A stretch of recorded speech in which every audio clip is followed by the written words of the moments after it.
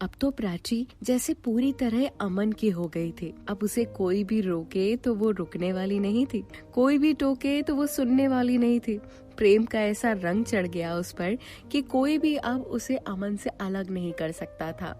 प्राची और अमन की चर्चा पूरी कंपनी में फैल गई। खबर तो पहले से ही थी सबको, लेकिन अब जब लोग उन्हें साथ में आते जाते देखते, कैंटीन में साथ खाना खाते देखते, गाड़ी में एक साथ जाते हुए देखते, तो सब समझ गए थे कि इन दोनों के बीच कुछ तो है। कंपनी के बाकी लोगों को तो कोई प्रॉब्लम नहीं थी, पर अब जो इंसान इन दोनों की जिंदगी में दरार बनकर आने वाला था, सच में वो बहुत ही खतरनाक और चालबाज था। वो लड़की जो पिछले 2 साल से अमन के पीछे भाग रही थी, अब तक वो छुट्टियां लेकर अपने घर पर गई हुई थी। इस लड़की का नाम था दिव्यांशी, जो अमन के ही कंपनी में काम करती थी। वो काफी पहले से अमन पर डोरे डाल रही थी, पर अमन को कभी उससे प्यार नहीं हुआ। लेकिन वो कहाँ ये बात मानने को तैयार थी। वो तो अमन को हर हाल में हासिल करना चाहती थी, हर हाल में। सोचिए जरा, आप क्या होगा जब दिव्यांशी वापस आएगी अमन की जिंदगी में। क्या अमन और प्राची की जिंदगी में दिव्यांशी के आने के बाद कोई दरार आ जाएगी, या फिर बरकरार रहेगा इन दोनों का प्यार, ठीक वैसे ही जैसे अब तक था। कैसे होगा दिव्यांशी का रिएक्शन जब वो अमन और प्राची को साथ में देखेगी। क्या वो ये सहन कर पाएगी, या फिर चलेगी वो कोई नई चाल इन दोनों को अलग करने के लिए। क्या होगा जब सच सामने आएगा। आज दिव्यांशी बहुत दिनों बाद कंपनी आई थी। उसकी हाई हील्स की आवाज पूरी कंपनी में उसके आने की खबर फैला रही थी। आज फिर सबके कानों में वही खटखट की आवाज सबको एहसास दिला चुकी थी कि दिव्यांशी लौट आई है।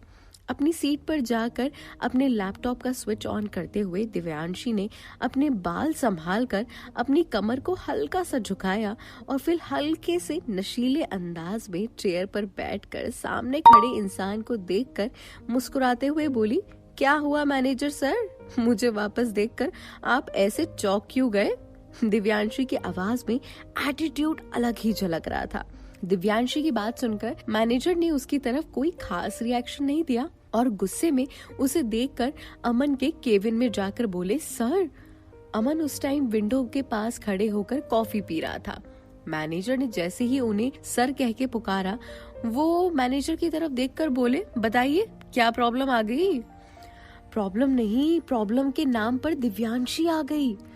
अमन दिव्यांशी का नाम सुनकर एक पल को ठहर सा गया। उसके हाथ से कॉफी जैसे गिरते गिरते बची। क्या ये लड़की फिर से वापस आ गई। कितनी मुश्किल से मैंने प्लान करवा कर इसे इसके घर भिजवाया था और फिर वापस आ गई। हमने इससे 3 साल का कॉन्ट्रैक्ट साइन करवाकर बहुत बड़ी गलती की है। मुझे सच में नहीं पता था कि ये लड़की इतनी बड़ी हेडेक है, वरना मैं इसे कभी भी नहीं रखता। अब मैं इसे निकाल भी नहीं सकता और ये लड़की खुद से कंपनी छोड़कर जाएगी भी नहीं। फिर से वैसे ही कोई नया ड्रामा रचेगी। दिव्यांशी अपने वर्किंग एरिया में बैठकर सबकी ओर अपनी कुटिलता भरी नजरों से देख ही रही थी। वो सबको बारी बारी ऊपर से नीचे तक ऐसे घूर रही थी जैसे पता नहीं उन सब ने उसका क्या बिगाड़ रखा हो। दिव्यांशी के बिहेवियर से यहाँ पर हर कोई पहले से रूबरू था, इसीलिए किसी ने भी उसकी तरफ देखकर ना तो अपने चेहरे पर मुस्कान बिखेरी और ना ही उसे देखकर कोई प्रतिक्रिया दी। तुम वापस आ गई।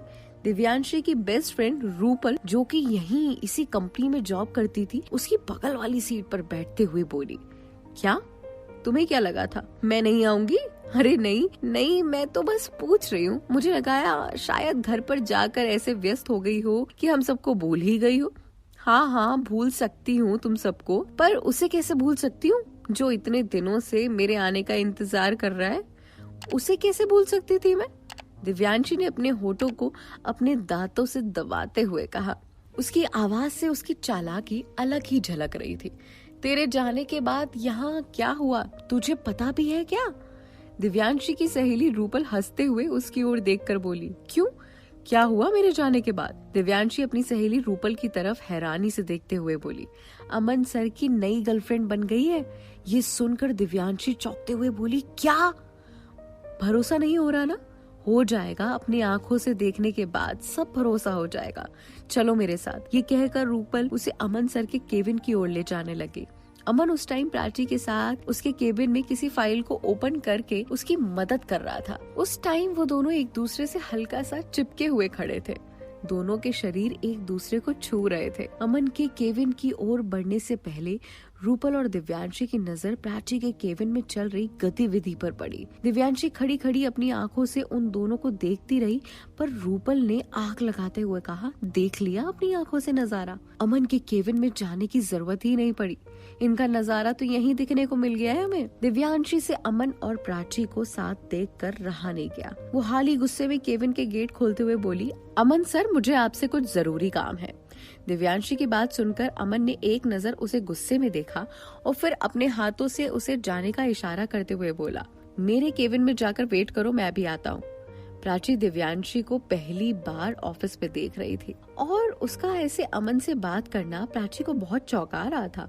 प्राची पिछले 2 महीने से वहाँ काम करती थी, पर आज से पहले कभी भी किसी को भी अमन से ऐसे बात करते हुए नहीं देखा था। सब अमन की काफी इज्जत करते थे, कोई भी उनकी परमिशन के बिना उनके या किसी के भी केबिन में जाने की जरूरत नहीं करता था। पर आज इस लड़की का बिहेवियर देखकर प्राची को भी थोड़ी हैरानी सी हो रही थी। नहीं, अभी इसी वक्त, दिव्यांशी ने गुस्से में कहा। दिव्यांशी की बात सुनकर अमन ने प्राची की ओर देखकर कहा, तुम वेट करो, मैं अभी 5 मिनट में आता हूँ।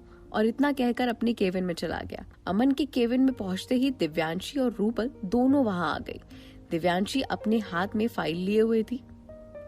वो उस फाइल को टेबल पर रखकर खुद चेयर पर बैठ गई और रूपल उन दोनों को वहीं छोड़कर वापस अपने वर्किंग एरिया में पहुंचकर काम करने लगी। बोलो क्या काम है? अमन ने बैठते हुए दिव्यांशी की तरफ देखकर कहा। सर, मुझे नए प्रोजेक्ट की सारी चीजें समझनी है। ये इस बात सुनकर अमन एक गहरी सांस लेते हुए बोला, मैं इस कंपनी का CEO हूँ, तुम्हारा सर्वेंट नहीं हूँ। जो भी समझना है जाकर मिस रचा से समझ लो। अमन ने चिल्लाकर उसे जाने का इशारा किया। अमन की इस हरकत को देखकर दिव्यांशी खुद में चिड़चिड़ाई और गुस्से में अपनी सैंडल खटखट करते हुए अपनी सीट पर जाकर बैठ गई। क्या हुआ, काम हो गया? उसकी फ्रेंड रूपल ने हाल ही में दिव्यांशी के आते उसे टोकते हुए कहा, आज अमन ने मुझ पर चिल्लाया, मैं इस अमन और इस प्राची को छोड़ूंगी नहीं। दिव्यांशी गुस्से में तनतनाते हुए बोली। अब आगे क्या होता है? दिव्यांशी की वजह से क्या दिक्कत हो सकती है?